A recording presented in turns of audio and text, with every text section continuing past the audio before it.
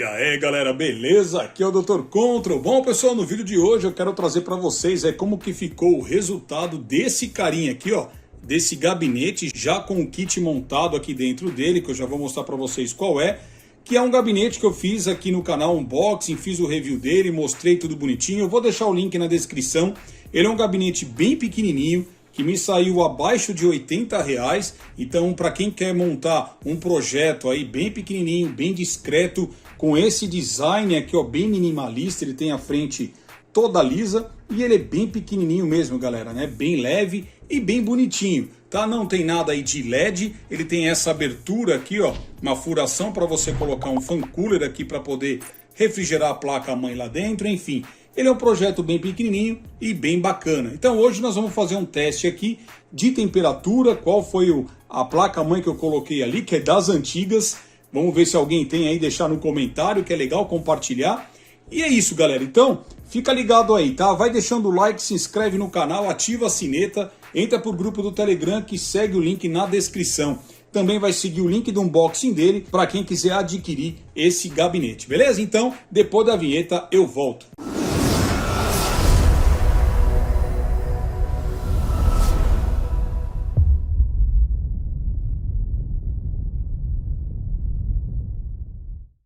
Bom, então vamos lá galera, ó, já tirei aqui a tampa, vocês estão vendo que aqui eu já removi. Inclusive pessoal, eu já coloquei aqui também esse fan cooler da marca T-Dagger, que é esse carinha que tá aqui ó, na minha mão. Recomendo bastante, tá? Vou deixar o modelinho aí dele na descrição também. É o TGF-100. Esse carinha aqui ele tem toda a especificação técnica aqui, onde a gente consegue ver principalmente ali o CFM dele, que bate ali 38.5 e tem uma rotação ali próxima aos 1200, que já está mais do que bom para esse projetinho, tá? Então esse carinha que eu resolvi colocar aqui, que já vai jogar bastante ar em cima ali daquele dissipadorzinho. E olha essa placa-mãe galera, né? Eu tinha essa plaquinha aqui guardada em funcionamento, eu falei, bom, eu preciso achar aí um gabinete pequenininho para poder colocar essa placa e montar um setupzinho bem simplesinho mesmo, que dá para rodar. Claro que não jogos, tá pessoal? Isso aqui não é um PC gamer, nem é voltado para isso, mas para escritório. É um PCzinho aqui que, por incrível que pareça, consegue rodar um pacote Office, consegue navegar na internet, vídeo do YouTube, consegue fazer muita coisa ainda no dia de hoje. Bom, vamos falar um pouquinho, pessoal, começando aqui pela fonte, que é uma fonte bem simples, e muita gente me perguntou no unboxing aqui desse gabinete, né, qual o tamanho de fonte que a gente poderia colocar. Pode ver que para cá, pessoal, a gente tem bastante espaço, mas eu fiz uma medição daqui, né, da ponta até aqui, ó. Essa fonte, por exemplo, que é uma de 200 watts, que já dá e sobra para essa configuração, ela tem aqui 8.7 centímetros, tá? Vocês vão ver que logo ali, ó, já fica bem, começa a placa-mãe, ok? Então, 8.7 centímetros. E daqui para cá, né, no comprimento dela, essa aqui tem 10.9 centímetros, tá ok? Mas poderia vir mais para cá que tem espaço para isso, tá bom? Bom, a placa-mãe, pessoal, o modelo dela é uma Positivo, então é uma POS EINM 70CS. Esse é o modelo dela. Vocês estão vendo aqui que é uma placa-mãe aí que praticamente parece de notebook. Pode ver que o coolerzinho aqui ó, é bem pequenininho, que vem aqui nesse dissipador. Por isso até que eu coloquei esse cara para jogar vento aqui, ó. Vai pegar toda essa região, praticamente quase toda a placa, né? Esse cara aqui é de 120 milímetros, então quando a tampa tá fechada, vai refrigerar legal também essa parte aí, tá? Nós vamos já verificar quais são as temperaturas que vai chegar através do programa. É uma plaquinha que tem aqui uma porta SATA 3, que é essa pretinha aqui de baixo. Então, teoricamente, chegaria aqui o SSD até 600 megabytes por segundo. E a porta de cima ali é uma porta SATA 2. Então, para colocar o sistema operacional, claro que a gente coloca nessa porta de baixo, porque consegue uma taxa maior de leitura e gravação. E a de cima ali a gente colocaria um HD secundário para armazenar arquivos, enfim, para qualquer finalidade. É uma placa-mãe que tem apenas um slot, e esse slot aqui você coloca a memória de notebook. Essa daqui no caso é uma DDR3, mas ele também suportaria uma DDR3L e as frequências até 1600 MHz. Essa daqui é um pente de 4 GB, mas suportaria também um pente de 8, então já seria um upgrade a se fazer nessa placa. E o SSD, porque pessoal, com relação ao processador, que é um Celeron 1007U, Ele é um processador ali bem fraquinho, tá? Que ele tem o boost de até 1.5 GHz, mas que dá para trabalhar aí tranquilamente no dia a dia com tarefas básicas. Ela não tem o conector, né, aquele para processador, na verdade tudo é alimentado aqui através do 24 pinos, então ali o conector ali para processador não está conectado na placa, que essa placa não precisa dessa alimentação adicional. Aqui embaixo a gente tem o slot PCI Express, né, X16, e esse daqui é um 2.0. Aí vocês vão me perguntar, bom, daria para colocar uma placa de vídeo aqui para dar uma melhorada na bagaça? Não sei. Daria, galera, né? Uma placa de vídeo, né? Para essa época dessa placa-mãe, essa placa-mãe ela foi elaborada no ano de 2014. O processador é de 2012. Então, assim, se você for pegar uma placa de vídeo mais ou menos da época, que era bastante usada até nesse conjunto, era uma GT 610 ou uma GT 710, GT 730, seriam as plaquinhas mais viáveis aí para se usar com essa placa-mãe. Daria para rodar jogo? Daria somente para jogos da época, jogos extremamente leves, tá? Não os jogos que a gente tem hoje em dia, porque isso aqui não é uma placa-mãe feita para isso, para um público gamer, nada disso.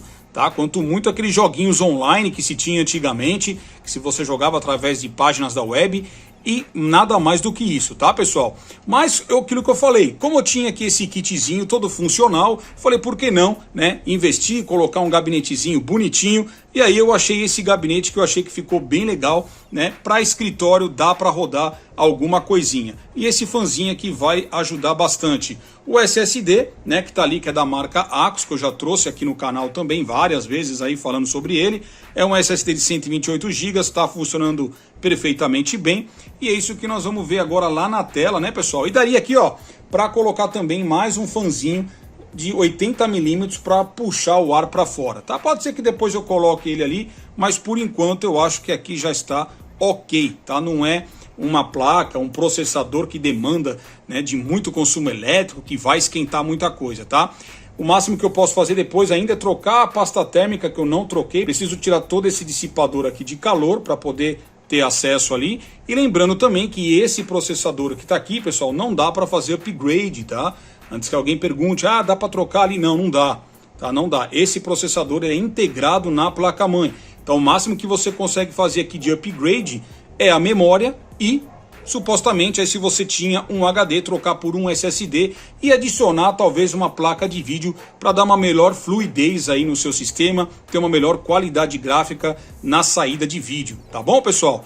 E a fontezinha tá aí, ó, 200 watts, que vai conseguir suprir o consumo elétrico desse kitzinho, beleza? Então eu vou fechar aqui a tampa, né, de forma que isso aqui jogue o vento lá para dentro e depois nós vamos para a tela lá para poder fazer alguns testezinhos básicos nesse carinha aí. Bom, galera, então já aqui na tela com o CPU-Z aberto, ó, pode ver ali, ó, Celeron 1007U, hein? Antigaço, galera. Quem tiver um desse aí, ó, joga nos comentários aí, que é legal, né? A gente compartilhar quem ainda tem esse tipo de processador, esse tipo de placa-mãe das antigas e ainda funcionando até os dias de hoje. Então a gente tem ali o soquete dele, que é um BGA, ou seja, ele é integrado aí na placa-mãe, não possibilitando a troca do processador.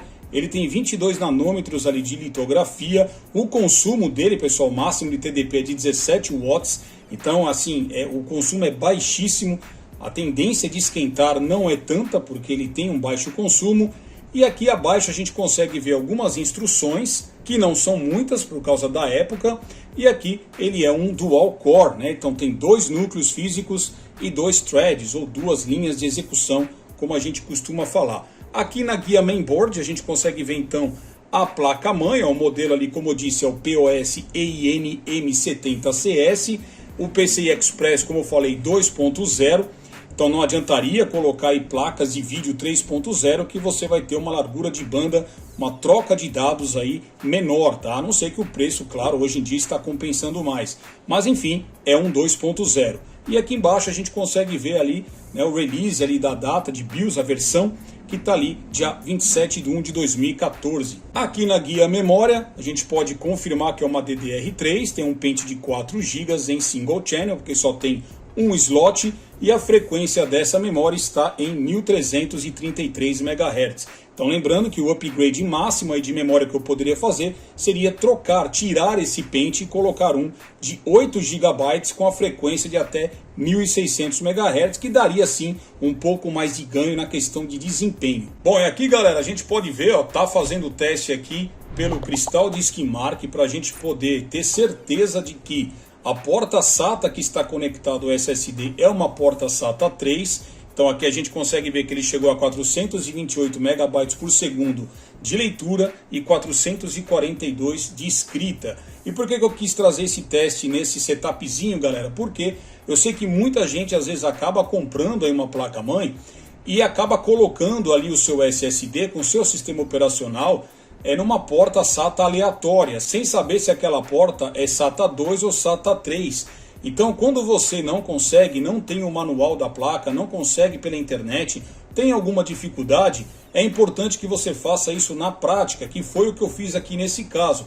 Então, eu fiz um teste naquela portinha SATA da cor branca que eu mostrei agora há pouco, onde aqui no teste ele me deu tanto de leitura e de escrita uma taxa menor de 300 MB por segundo, indicando assim que se trata de uma porta SATA 2. E aí depois testando na outra porta, que é aquela pretinha, aqui a gente consegue ver que se trata de uma porta SATA 3. Então se você tem uma placa-mãe na qual tem várias portas SATA e você não sabe quais são a SATA 2 ou SATA 3, então faça o teste na prática. Claro que as mais modernas, né, todas elas já são SATA 3, mas algumas mais antigas aí, como muitas placas aí do AliExpress, que eu já trouxe aqui, placa X99, muitas delas trazem ainda porta SATA 2 e algumas SATA 3. Então façam o teste na prática, né, através desse programinha que é muito simples aí de achar na internet, que é o Crystal Disk Mark, e ter certeza, senão você vai acabar perdendo velocidade no seu sistema. Então tem muita gente que há muito tempo está usando ali com uma velocidade reduzida somente pelo fato de ter conectado a uma porta SATA mais antiga também. E aquela placa-mãe dispondo de uma porta mais moderna, você está perdendo com isso. Tá bom? Então tá aí, ó, teste realizado, aí finalizado, ótimas taxas e comprovando então a porta SATA 3 em funcionamento. Bom, agora pessoal, aqui dentro, ó, o computador está em idle, ou seja, está completamente parado. A gente consegue ver ali os dois núcleos, né, que tem esse processador. E ali a gente pode ver a temperatura dele agora em idle por volta de 44 a 46 graus, ok? Então eu vou abrir um primeiro programinha aqui, vamos testar um que eu já testei aqui no canal, que é o Heavy Load. Eu já fiz vídeos aqui de teste de estresse em CPU, e um dos programas que eu usei e achei bem bacana é o Heavy Load. Então vou fazer um teste primeiro nele e depois vou fazer o mesmo teste, né, de temperatura do processador lá no AIDA64, que é um programa mais conhecido, né, mais comum da galera usar. Mas vamos começar então pelo Heavy Load. Então pessoal, o programinha é esse aqui que já está aberto aqui do lado do HW Monitor. E aqui pessoal, ao abrir o programinha, ó, vou vir aqui em Tools, que são as ferramentas, e vou vir em Options, certo? Ó, só para mostrar para vocês o seguinte, ó, aqui na guia CPU, que ele também faz teste, ó, em outros componentes, ok? Mas nosso foco agora aqui é CPU. Então veja aqui que o número de núcleos, né, que está setado são 2. Aqui você poderia, ó, diminuir ou aumentar, mas no caso vamos deixar no máximo que dispõe o processador. E aqui, né, as threads dele, ó, se você quer colocar elas paradas ou em baixa performance, eu vou deixar aqui no below normal, tá? Que é o mais convencional. Vou dar um OK. E aqui, pessoal, na parte de baixo, ó, a gente consegue ver aqui abaixo algumas métricas. Então pode ver que aqui eu já deixei marcado o uso da CPU, né, que nesse momento está aqui, ó, tá usando aqui embaixo, ó, 24, 34%, oscila bastante, né, que ele decorre aí entre os dois núcleos, e aqui, ó, o número de memória que está sendo usado no momento. Então, pessoal, eu vou dar um start aqui no programa, eu vou deixar algum tempo aqui para a gente poder acompanhar e ver, tá? Então basta a gente clicar aqui, ó, no playzinho, onde eu vou clicar aqui agora, ó, já iniciou. Vocês vão ver que aqui o uso da CPU aqui na legenda aqui embaixo, ó, já vai começar a aparecer em 100%, ó, acabou de mostrar aqui pra gente, ó, tá vendo? Ó, a quantidade de memória que está sendo utilizada e aqui os FPS, né, quantos quadros por segundo. Aqui acima a gente tem a renderização, ó, que é esse cubo. Então eu vou aguardar aqui, pessoal, ele tem um contador aqui, ó, pode ver que aqui na parte de baixo agora está chegando aos 30 segundos. E aqui do lado esquerdo a gente consegue ver a temperatura por enquanto ali, ó. Já teve uma máxima de 60 graus, agora 59 e 60. Vamos ver deixando um tempo, pelo menos uns 5 minutos, para ver se vai se manter essa temperatura. E se manter mais ou menos nisso está ok, tá? Não tem nada de ruim aqui, até porque é um processador aí mais antiguinho, já tem um bom tempo de uso, né? Já tem aí seus 10 anos praticamente, então é claro que ele tende a ser um pouquinho mais quente. É um processador bem simplesinho. Então, galera, vamos aguardar aqui, daqui a pouco eu volto aí após 5 minutos para ver qual que está a temperatura. Bom, galera, então ali, ó, já passou de 5 minutos, certo? Esse programinha aqui, ele é muito bom, achei muito legal. Eu tenho uma playlist aqui onde eu falo sobre estresse de CPU, onde eu testo alguns programas, e esse aqui foi um dos programas que eu trouxe que eu achei bem eficiente, tá? E aqui, pessoal, ele ainda está em estresse, e aqui a gente consegue ver, ó, a máxima que o processador teve aqui em temperatura foi de 65 graus, ó. Eu vou dar um zoom aqui para poder enxergar melhor, galera, ó. Mas pode ver que, ó, tá em funcionamento lá ainda, ó. Agora teve uma máxima de 67 graus.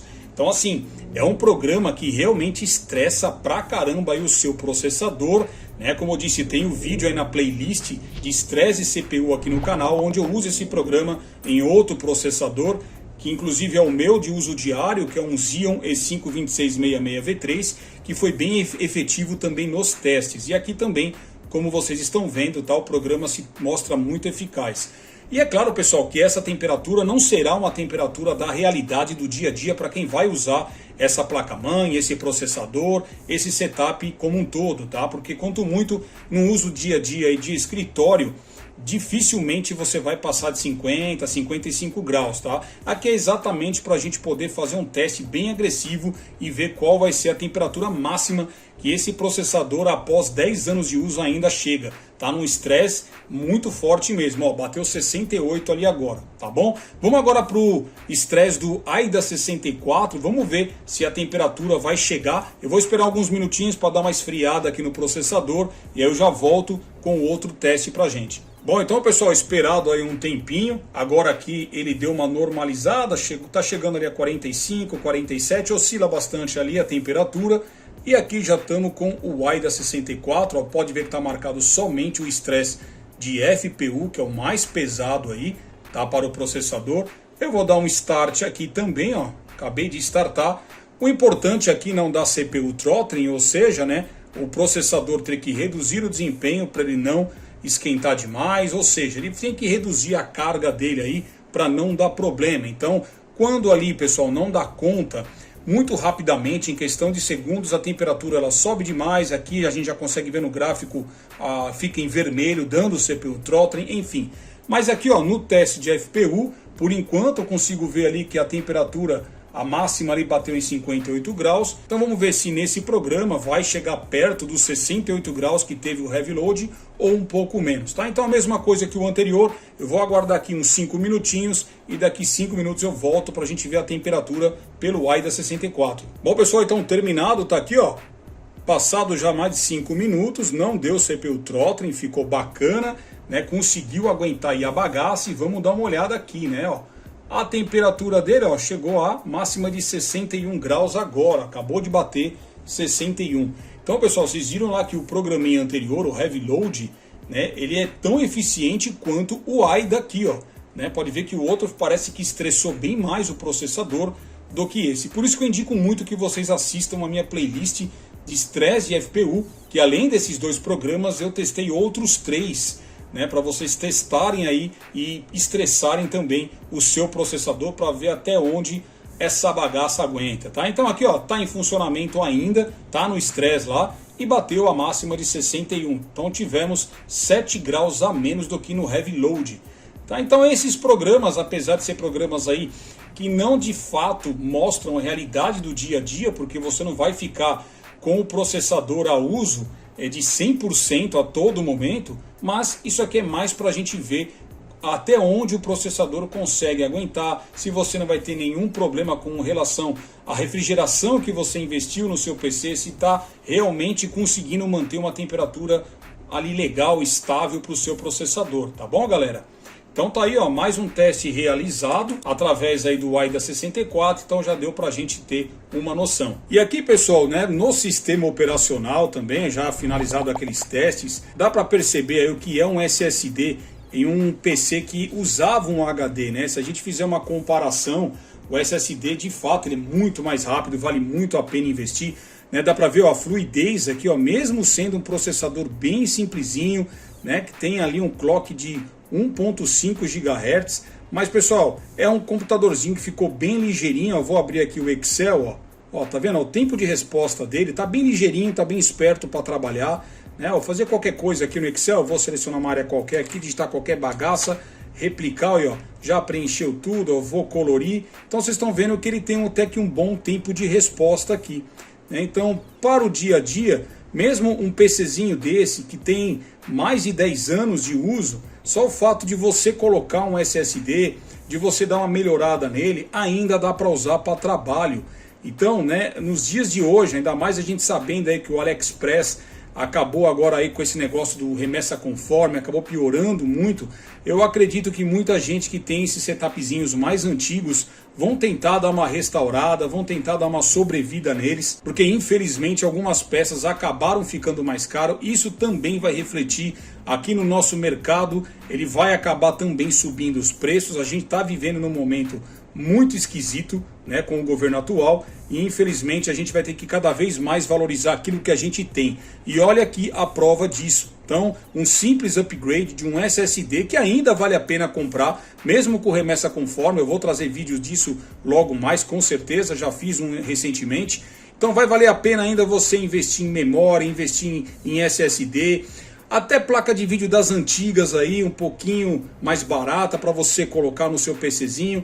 Agora, para jogos já é outra situação, que logo mais eu vou vindo trazendo aí no canal, vou conversando com vocês, o que dá para trazer ainda lá do AliExpress, mas enfim, tá aí, ó, PCzinho ficou espertinho, ficou bem usual para trabalhar aqui com o pacote Office, internet, tá tudo funcionando de forma bem fluida, né? Usando aí um SSD do AliExpress e tá bom demais. Então é isso que eu queria trazer no vídeo de hoje, espero que eu tenha agradado. Se você tem um PCzinho das antigas como esse, tá procurando um gabinetezinho pequeno, esse daí eu vou deixar o link na descrição para quem quiser assistir um unboxing dele, tá? É um gabinete bem baratinho, bonitinho, pequeno, discreto, que consegue acondicionar placas-mãe micro ATX e mini ATX. Então é perfeita para quem quer algo bem discreto e barato.